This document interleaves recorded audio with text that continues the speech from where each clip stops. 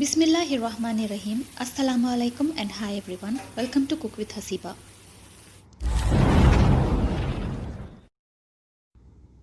In today's video, I am going to show you how to make aloo matar or gobi ki sabzi in a village style with minimal spices. This recipe is delicious. The ingredients I have taken here are 250 grams of gobi, 1 potato medium sized, 100 grams green peas, 1 onion, 2 medium sized tomatoes, turmeric, 1 teaspoon chili powder, 2 teaspoon coriander powder, half a teaspoon cumin powder, that's zira powder, 1/4 teaspoon garam masala powder, some salt and coriander leaves, and also julienne ginger garlic. Now I am going to divide this recipe into two parts. First is I am going to boil all the vegetables. Second is I am going to saute it with the masala. Now here I have taken potatoes first because compared to cauliflower or the gobi and the peas, potatoes takes more time to boil. First boil the potatoes with some turmeric, salt and water. Once you see the potatoes have boiled 70%, then add the cauliflower and the peas together. Now cauliflower and peas doesn't take too much of time to boil. So just cover the lid and leave it for few minutes, somewhere around 3 to 5 minutes. After few minutes, open the lid and you can see the veggies are boiled perfectly. And the water is also soaked. Check the vegetables if you are not sure. If you find it still hard, then you can leave it for few more minutes to get it boiled. Now in the same pan, I have taken 3 to 4 tablespoons of oil. Now once the oil is heated up, I am adding the chopped ginger and garlic or julienne ginger and garlic. You can also add the ginger garlic paste here. Once the ginger and garlic is sauteed or changed its color, you can immediately add the onions. Now we are not going to deep fry the onions. Just wait until they changes its color or until it is transparent. Keep mixing the onions.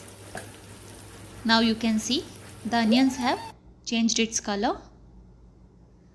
This point I am going to add the spices. Only the turmeric, chili powder and coriander powder will be added at this point. Garam masala and cumin powder we will add it later. Now saute the spices well until the raw smell fades away. Keep mixing. Now once the color of the spices have changed, immediately add the tomatoes. Now we are going to fry the tomatoes until it is softened or until it is mashed. Once the tomatoes are a bit softened, add the cumin powder and the garam masala powder. Now saute the spices well. Now saute the spices well.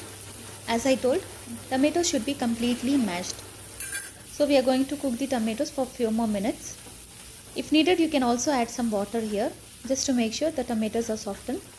With the same spatula, try to mash the tomatoes as much as possible and wait until the skin of the tomatoes are separate.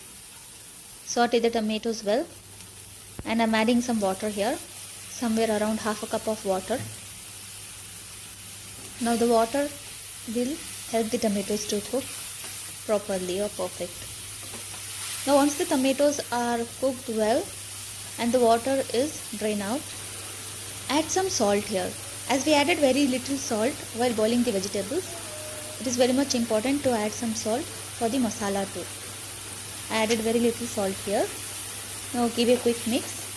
As I am making this sukhi sabzi, we don't need too much water here. So wait until the water is drained out completely. Once you can see only the tomatoes and the onions, just add the boiled veggies or the gobi aloo matar. Quickly mix them. Here this is a sukhi sabzi, so we don't need too much of water. The water should be completely drained out. Only then this recipe will taste well. Keep mixing. Usually the masala will be in the corner of the utensil, so make sure to take the masala from the bottom and the corners.